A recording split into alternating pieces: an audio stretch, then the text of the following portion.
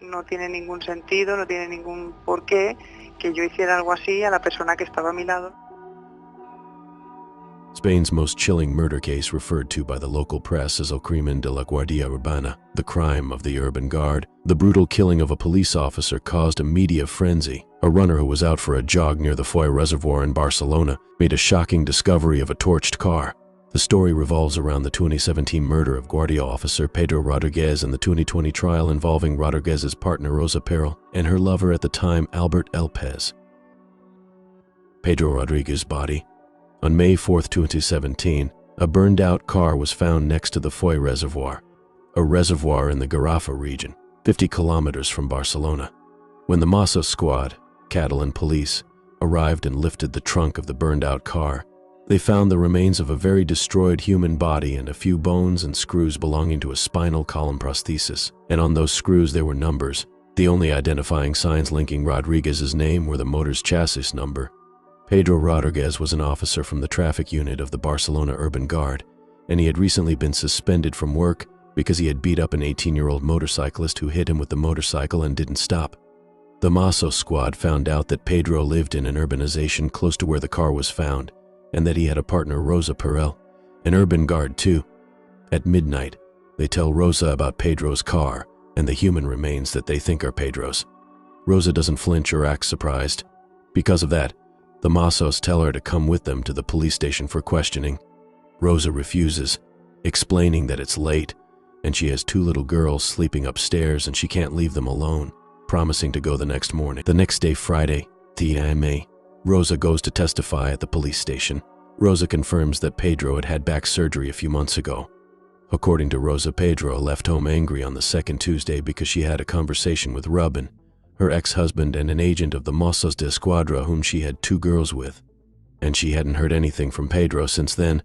She also didn't report the disappearance because it wasn't the first time that Pedro got angry and left home for a few days. She gives the investigators the telephone number and address of Ruben, her ex-husband, and suggests to them that he could be the author of the crime. The police speak with the hospitals and confirm that the number on the screws corresponds to a prosthesis installed on Pedro Rodriguez. Ruben is called to testify. He testified that he hadn't seen Pedro or Rosa that day or any other day that week. Ruben talks to them about Rosa's lover, a certain Albert Lopez, a Barcelona guard too. Albert is called to testify on Friday. He tells the investigators that he and Rosa had known each other since 2012, when they began patrolling together in the Barcelona Urban Police. They fell in love and started dating, but each one lived in their own house. They dated for 4 years while she was married to Ruben until Pedro came. Then she fell in love with Pedro. Albert admits to the investigators that on Tuesday, the second, he had been at Rosa and Pedro's house at noon because Rosa called him upset because Pedro had left home. The investigators verify that Ruben has an alibi for the entire week because he was working all week at the Mossos de Escuadra police station where he was stationed. But Rosa and Albert's versions have gaps in them. They requested the geolocations of the phones from the telephone companies, and after a week, the first results of the geolocations showed 2 things. First, Alberto said that on the 2nd he was at Rosa and Pedro's house because Pedro had left, but the geolocations say that on the 1st and 2nd that Pedro, Albert, and Rosa's phone were in the same position in that house. The last message that Pedro sent to Rosa was on Tuesday the 2nd at 9 p.m. A witness, Rosa's father, in his first statement claimed to have seen Pedro on the 2nd at noon. The Mossos were a little confused and didn't know what day to place the death. But after a runner said he saw the car already burned on the 3rd but didn't report it and another runner reported it on the 4th, the Mossos determined that if during the day on the 2nd Rosa's father saw him alive, then the car was burned the night of the 2nd to 3rd. The investigators arrested Albert and Rosa and searched both of their houses. At Rosa's house, they found faded marks of what could be blood in different places on the walls, proof that the crime took place in that house, in an urbanization in the city of Cubelas, neighboring Vilanova i la Gelter, the official municipality of Vilanova i la Gelter. Then they found traces of blood on Albert's boots, some of his clothes, and some photographs. When they returned Rosa's house keys to her father, he started crying, apologizing to the police, saying that he had lied about seeing Pedro alive on the 2nd and that his daughter Rosa asked him to lie, and out of love for his daughter he did. On the 30th of May, Rosa tells the Mossos that she wants to testify voluntarily. Rosa spends 2 hours accusing Albert. Rosa's version: In Rosa's version, she says that she fell in love with Pedro because he was the one person who truly respected her, listened to her, and understood her. When Albert found out about Pedro, he got very angry and didn't like that Rosa and Pedro lived together and harassed her on the phone with messages. When Albert realized he was harassing Rosa on the phone, he decided to go to her house. On May 1st at 3 in the morning, Albert shows up at the house on Calle dels Lores, jumps the fence, and enters with a backpack and what looks like an axe sticking out of it. With a regulation weapon, Rosa goes out to meet him on the patio and he demands her phone.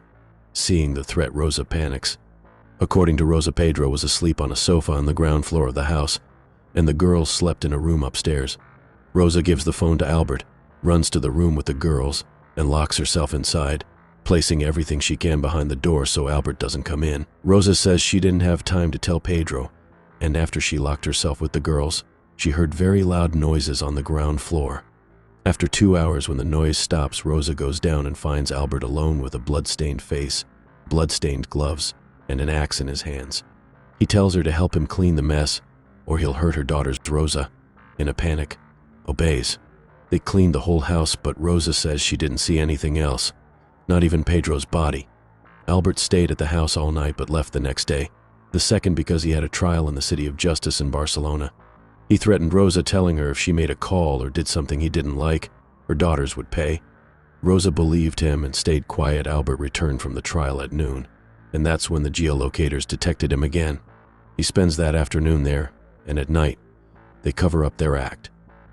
Several messages were sent from Pedro's phone to Rosa's phone. Rosa, under threats from Albert, also sent a message back to Pedro's phone.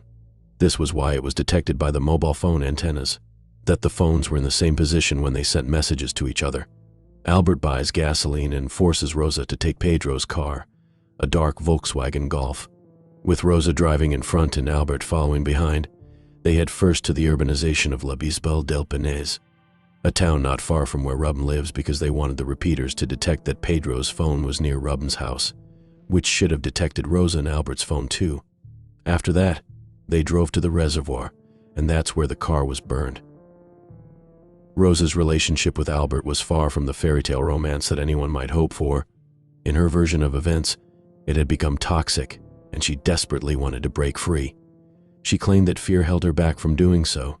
Now, this is where things get tricky.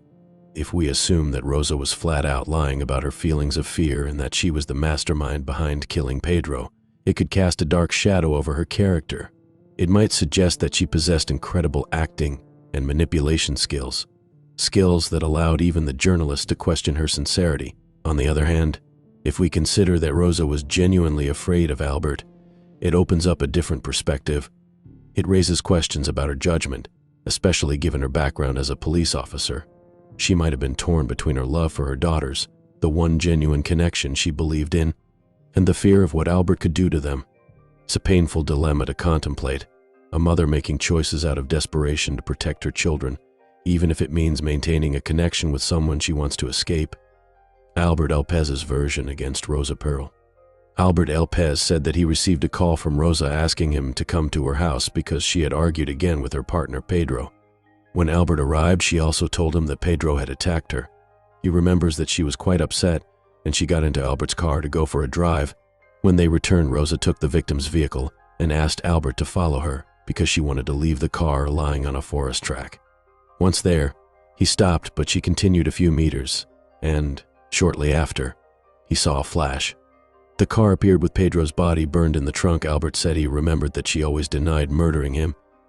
A brief explanation of Albert Lopez. Albert Lopez Ferrer used to live in Barcelona, Spain. During his time in the force, he got close to his partner Rosa Pearl, who had initially been in a relationship with Ruben, the father of her 2 daughters. Slowly but steadily, the two formed an intimate connection, bonding on various emotional levels. However, their chemistry was never actualized into a proper relationship in the conventional sense of the word, as Rosa was unwilling to be with a partner who did not want to settle down or have a family. This was a breaking point for her, as she claimed she wanted to put her daughters above anyone. When Rosa Pearl started dating Pedro Rodriguez, those close to her commented about the similarities between Pedro and Albert, with Rosa herself admitting that her friends had said to her that the 2 men looked quite alike. In early Albert went to Rosa's house and got upset when he found out that she was living with Pedro, having been under the belief that Rosa was still involved with him. This devolved into an argument between Albert and Rosa, though Albert claimed that he had no issues with Pedro. Following that, even the digital conversations between them were extremely heated. However, around March 2017, things had changed as there was a noticeable difference in Albert's attitude, and he seemed much calmer. He and Rosa continued to talk, though Rosa claimed it was only to maintain civility and so that she could clear things up between them. On April 8, 2017, there was a plan for the two to meet up, though Rosa had brought some friends along to the same. Albert had given her a ring, indicating his intention for her. In May, Albert was accused of killing Pedro, and it was believed that he and Rosa had planned the act together. According to Albert, he had not actively participated in the crime, and Rosa had locked Pedro's body in the trunk. He claimed that the only reason he had helped them burn the car was because he believed he was in a relationship with Rosa at the time of the crime. The official version of the events alleges that the two parties had conspired to kill Pedro, with Rosa initially drugging him in their home and then Albert coming in and taking his body to his car. Where are Albert and Rosa now? Albert Lopez was arrested for his association with the killing of Pedro Rodriguez in May 2017. After the legal proceedings went on for several years, he was sentenced to 20 years in prison for his crimes. He and Rosa Perel, who was also convicted, were asked to pay $885,000 as compensation to Pedro's family. Given the conflicting statements given by the convicted duo, an accurate set of events could not be established. Though it was the belief of the prosecution that Rosa had drugged Pedro while he was at home, and then Albert had taken away his body to lock in the trunk of the vehicle that was later burned. Though Albert has appealed the conviction in the Catalonia High Court and the Supreme Court, the original ruling stands as of writing. One of the most critical pieces of evidence presented against Rosa Perel during her trial was supposed to be testimony given by Antonia Rubin's partner at the time. The witness in question claimed that one of Rosa's daughters had given her information that implied that Rosa had drugged Pedro on the night of his death. Antonia added that the girl had mimicked Pedro's actions when he was allegedly under the influence. However, the minor's guardian at the time exercised her right not to testify against her mother, making Antonia's testimony verbal recollection of the incident void in the court, though she was indeed asked to mimic how the girl had acted when describing Pedro. In the documentary, Rosa remained firm that Antonia fabricated this piece of information, as her daughters could not have told her something that never happened. Given their status as minors, the identities of Rosa Perel's daughters have been kept under wraps. Given the attention the case received in the Spanish media, the scrutiny the girls would have gone under would undoubtedly have been significant. Ultimately, in July, Rosa was sentenced to years in prison, 5 years more than Albert Lopez due to her personal connection with the victim. It is likely that her daughters now live with their father, Ruben. However, they are still in touch with their mother and visit her monthly in the company of Francisco Perel. Outro. Rosa Perel's life story is quite a roller coaster, mainly because of her complicated love life.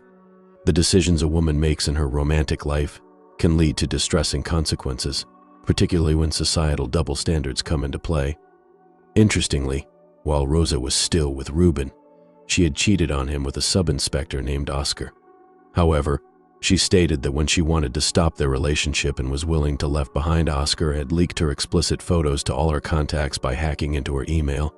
In Rosa's case, her involvement with multiple partners led to an unforeseen situation arising. Like and subscribe to our channel for more interesting videos and documentaries. Thank you for watching.